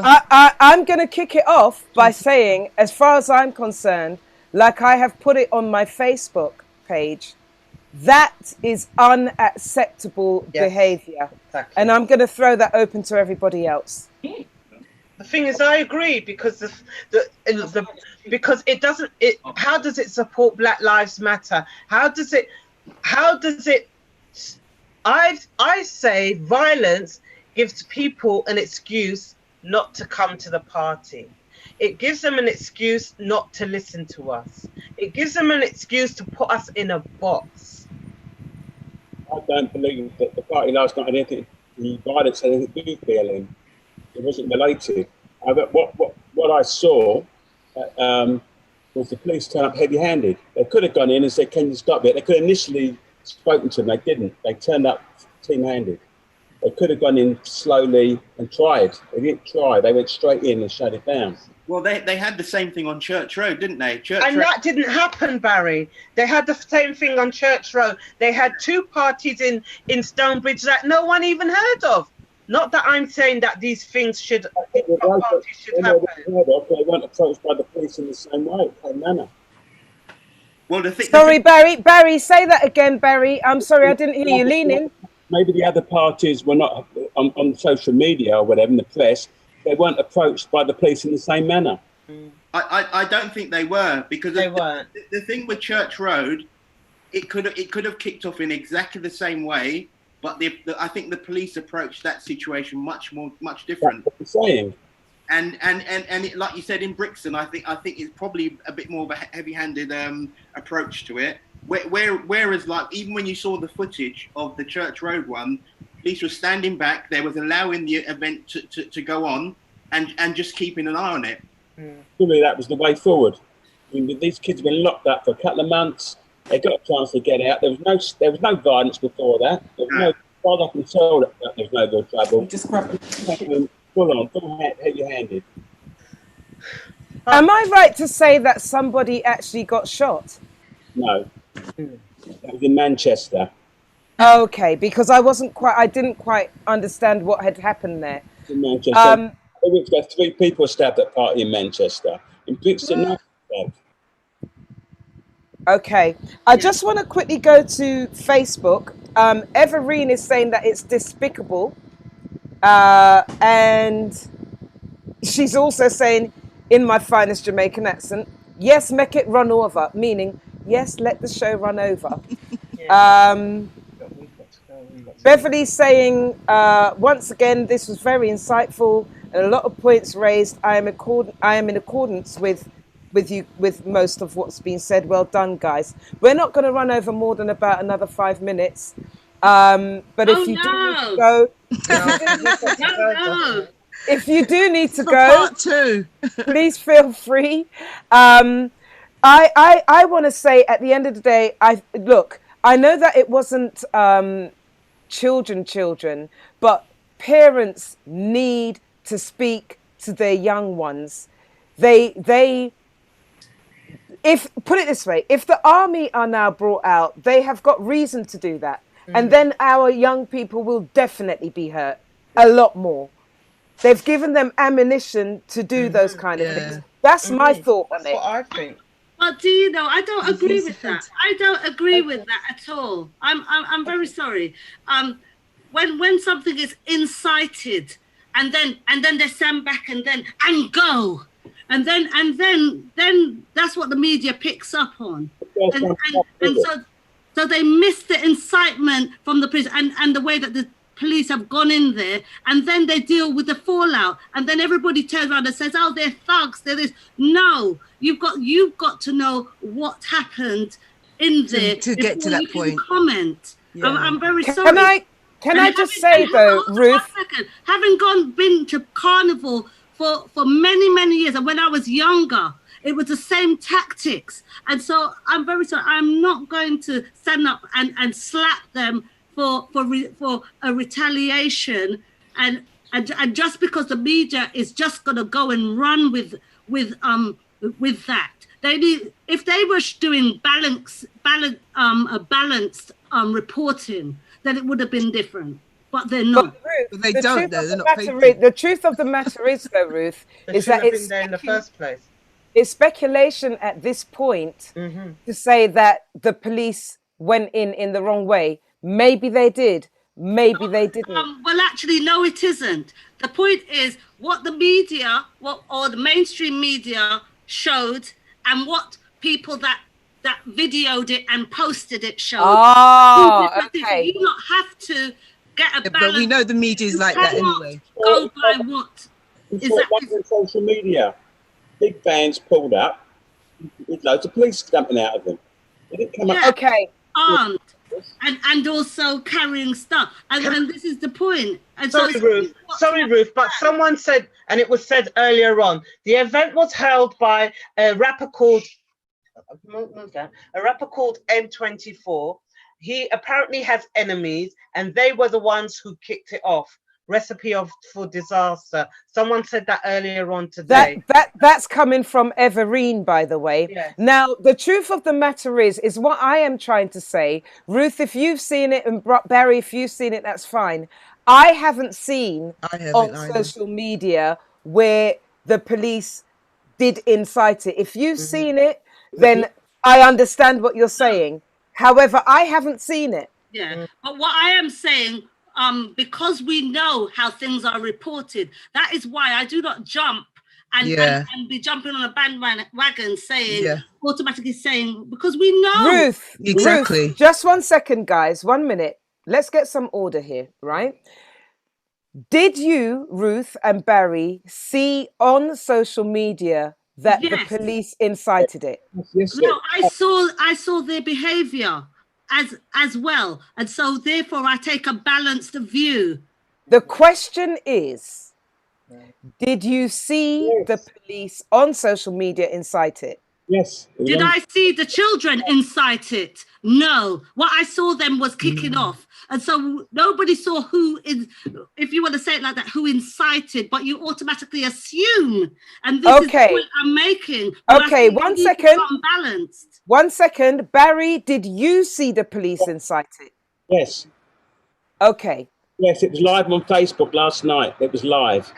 Right. You see, the reason why I've jumped and I've taken the side of the law is because usually when things like this happen on social media, it's all plastered over it to say what actually really happened. And I didn't see that this time. It was live. It was one of the kids, I don't know who it was, shot it live on social media yesterday. There and then, it was as it happened. Yeah. Okay. Well, in that case, I will withdraw what I'm saying, because at the end of the day, if the police have gone in the wrong way and have incited trouble, then... That's a strong word. That's why I didn't use the word incite. And I say that's if, because I myself still haven't seen it. Had it been on social media or not, what the newspapers say is not to be trusted. What the police say. There is that. Yeah. Someone else, can you? Did you all hear what I said? I'm basically saying that usually when something like this happens, it's all over the media where everybody can see it. You cannot miss it. So the very fact that I haven't seen it myself, I am not sure, and that's why I've taken the side of the law. Barrie, you say you've seen it, but you're the only one who said that you actually saw the incitement. Ruth, you said you couldn't use the word yourself because you hadn't actually seen it yourself, but you know how things go.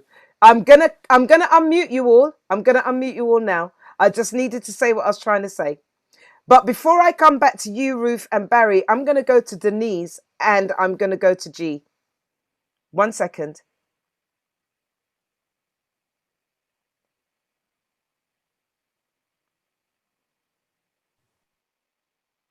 Have you unmuted yourself, Denise?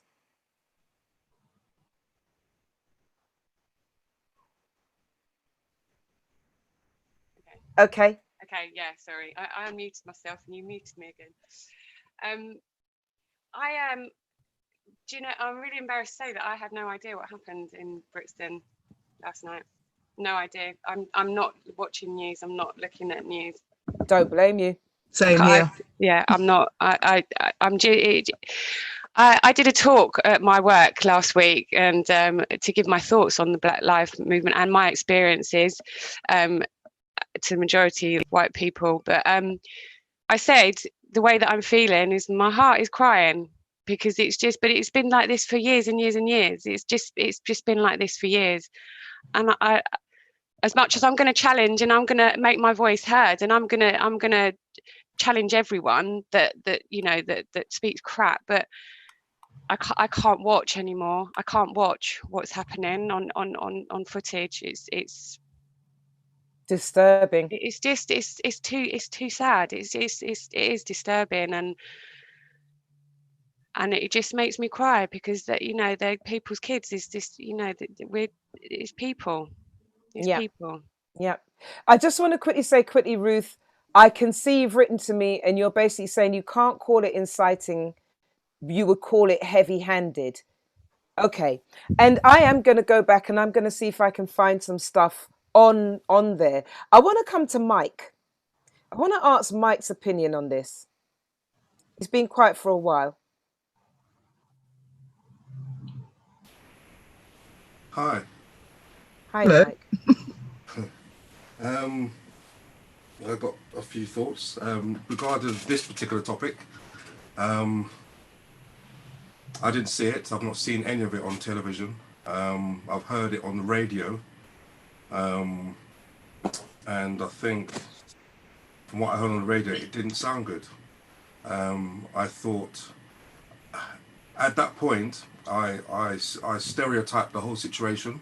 The event happened in Brixton, so I stereotyped it and automatically assumed that it was loads of black people that were causing Sorry. havoc.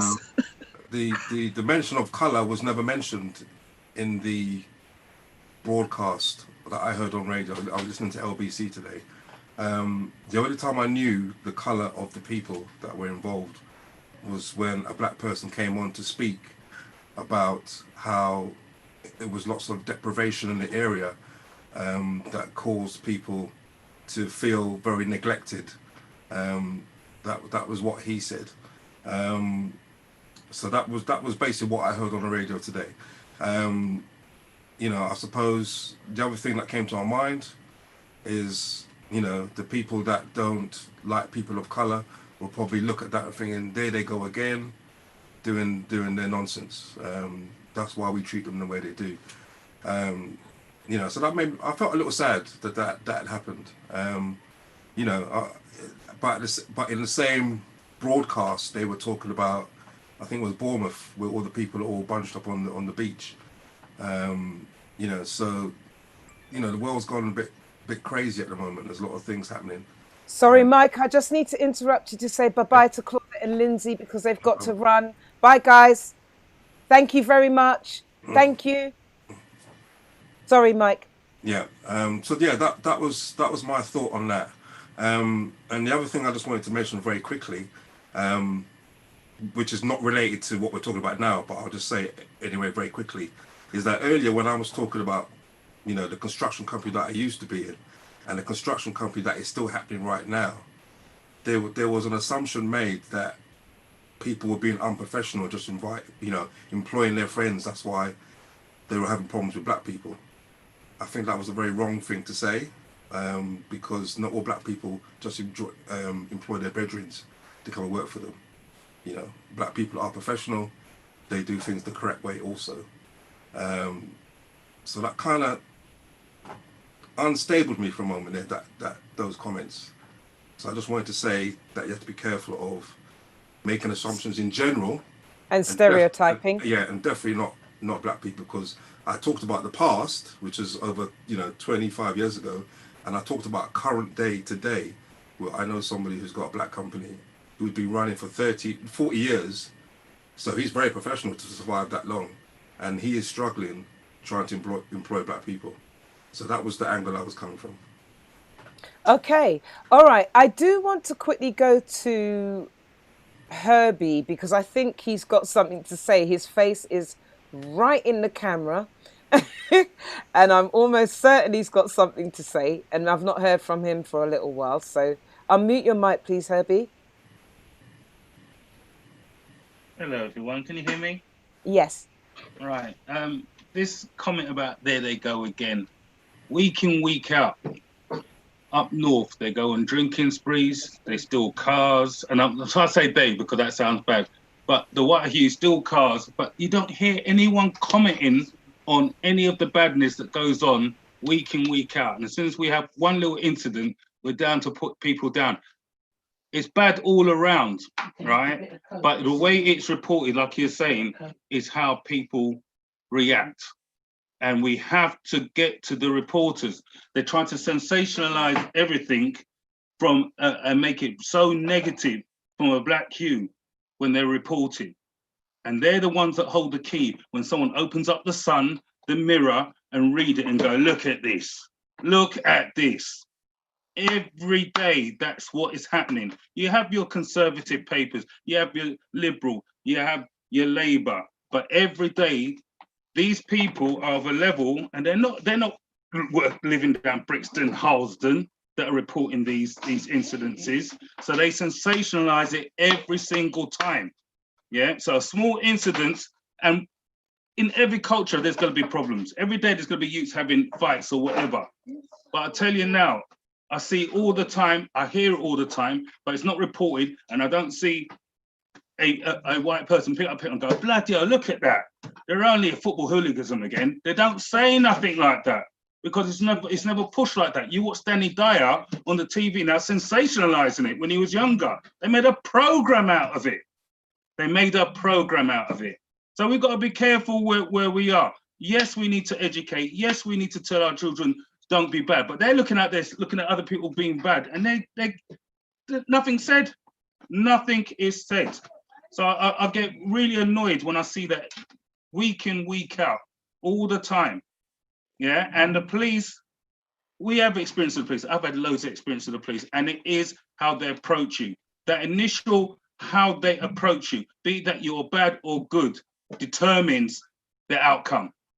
So when you had last week, when you had all the EDF come down and they're all coming up to the police, did you see them raise a baton? They backed away. May that have been not being funny, black youths. They would have charged them down. And next minute it would have been sensationalized in the newspapers. Yet these people came down, be it a small amount, I tell you, they go out, they translate out to the whole of this country and some. Yeah, but baby, and that's what they see. By the same token, sorry, Sam, by the same token, you know the young black man in Croydon who carried the white guy on his shoulders. Oh, thank you, Joolz. Yeah. I mean, so maybe now the media, because yes, they do need to stand accountable for the way that they report issues. You even say it to me when we're listening to football. I'm a football widow. When we're listening to football and you tell me the way they commentate, I know, but it's very subtle, baby. Yeah. But now, even with that young man who carried the guy on his shoulders, the way that was reported, maybe that is a step towards the media. No, Joolz, I disagree. No. I don't hear people talking about all the Don't let me ring my bell, you know. Don't make me ring my bell. What do you mean you disagree? Who disagrees? Me. I disagree, Julie. I disagree. And the reason is that every so often they give us a little token, is what I think. All right. So you don't think it's now, you know, I'm listening to these chat shows and whatever in the morning, and everybody, you know, the presenters, the non-black presenters are now sort of trying to acknowledge that it's not enough to say, I'm not racist. You have to show it and promote it. So it's baby steps, isn't it? It's not going to happen overnight. And the thing is, like I said to all of you on this panel here, Sam, listen, Barrie, Denise, and Lindsay, we have racism amongst fewer people. You understand what I'm saying to you? Prejudice. Power, so it's not racist. It's prejudice. And it's learned prejudice at that. So, even amongst ourselves, you're too black or you're too this.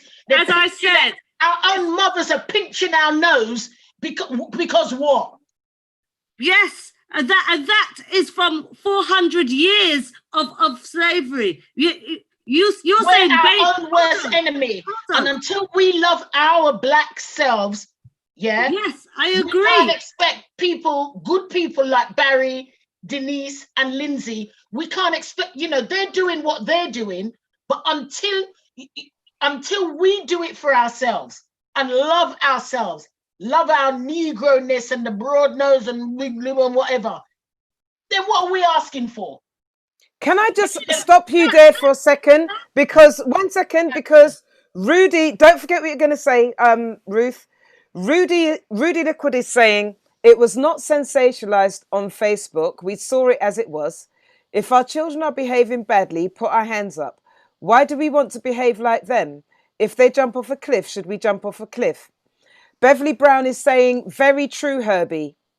Shaz Mary Berry is saying no, but I'm not quite sure why you're saying no, Shaz. Could you let me know why you're saying no, please, Shaz? Hi, Vaughan. Beverly Brown is saying it's because everybody saw that, so they couldn't doctor it. I'm not sure what you're talking about there, Beverly.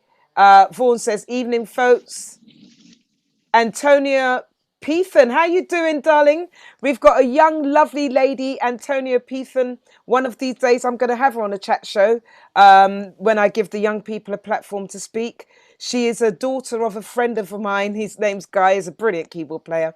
Everine is saying it's rife in the Black community. Yes, that's right, Julie. Hi, Tracy J. Morris. How you doing? Beverly Brown is saying, yes, Ruth. I've been wanting to make that point. Prejudice. Rudy Liquid is saying tarp, Joolz.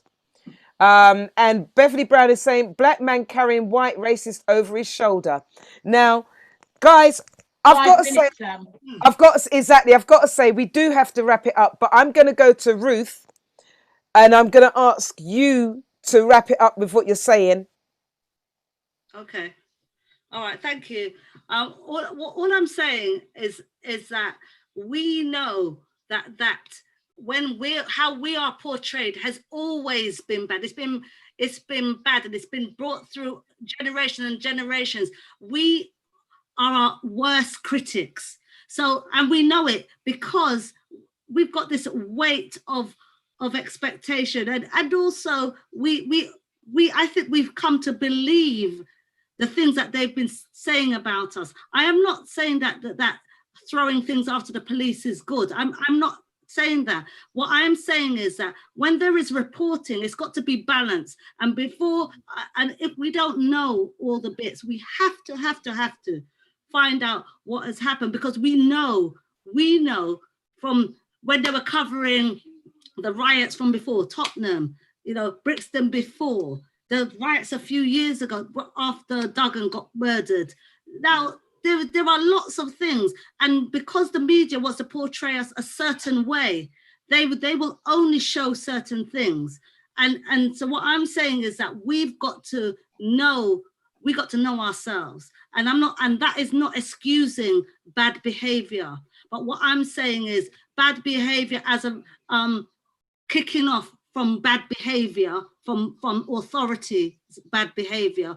We've got to recognize that too. And the other thing is as well, from the footage that I saw, and I watched over half an hour of it on one, and more than half an hour on another one.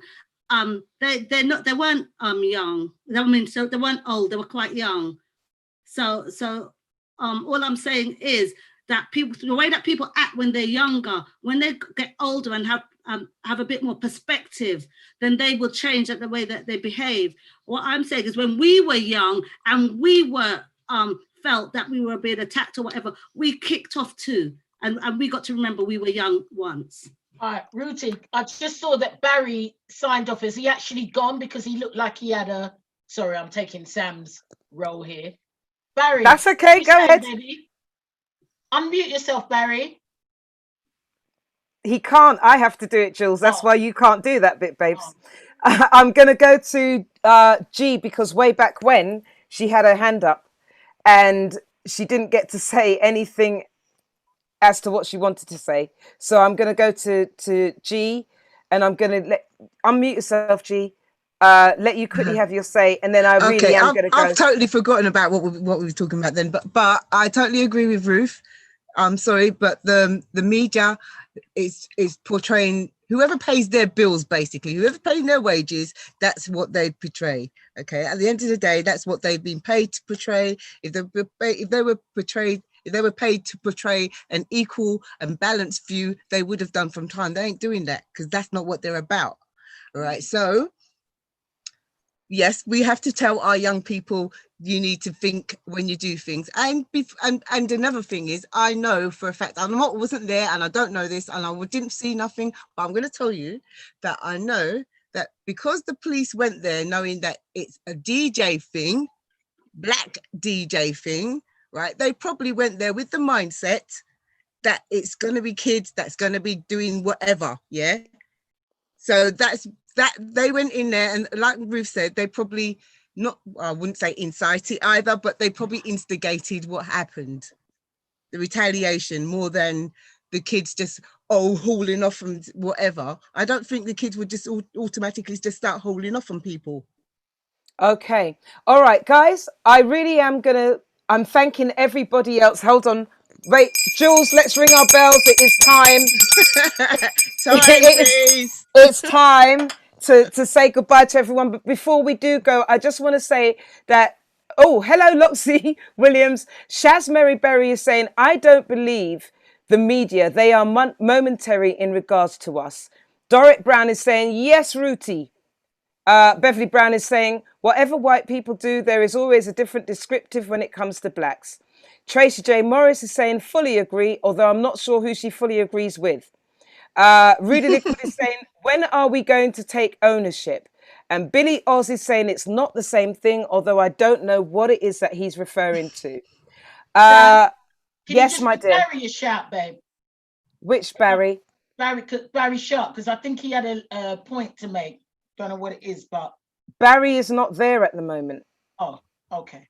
All right. So I'm going to say a good night to everybody and thank you everybody. Well thank done, you Sam. so much for coming.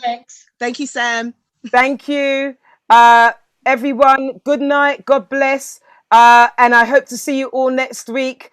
I do believe that the topic next week is going to be a bit of a juicy one. But for now, thank you for coming. Goodbye. Thank you.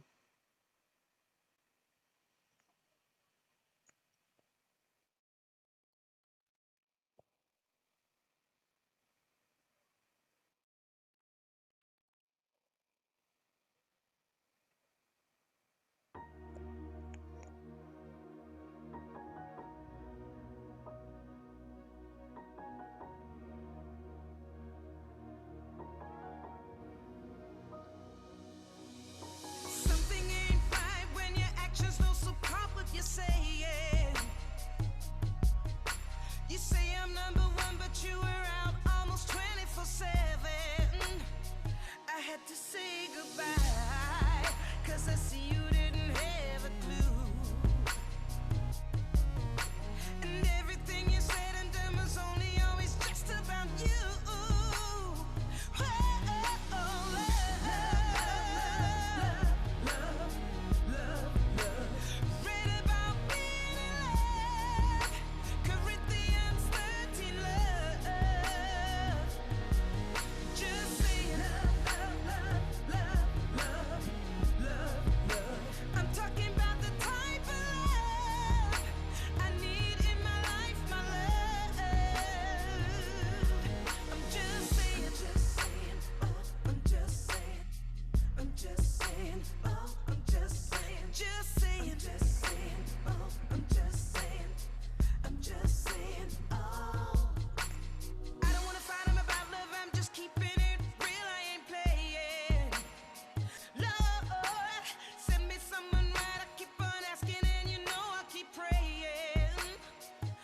Someone who's kind, someone who tells the truth. See, I'm still waiting on a promise, 'cause I found this love is just about you.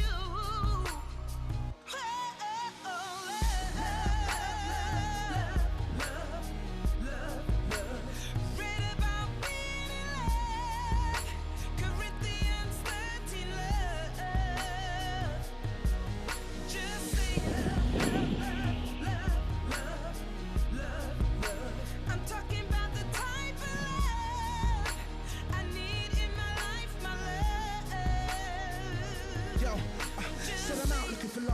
wrong places. Looking back at emotionless faces. So many times that I thought I couldn't take this. Go around in circles for ages. Heart on my sleeve, but I guard my feelings. Search for love, trying to find the deeper meanings. No more sunshine, no light beaming. Lonely days and lonely evenings. So send me someone right, so I can finally put this loneliness and pain out aside. And when I get it, I promise that I'll keep on praying. So I'll just wait patiently right here. Yeah, I'm just saying.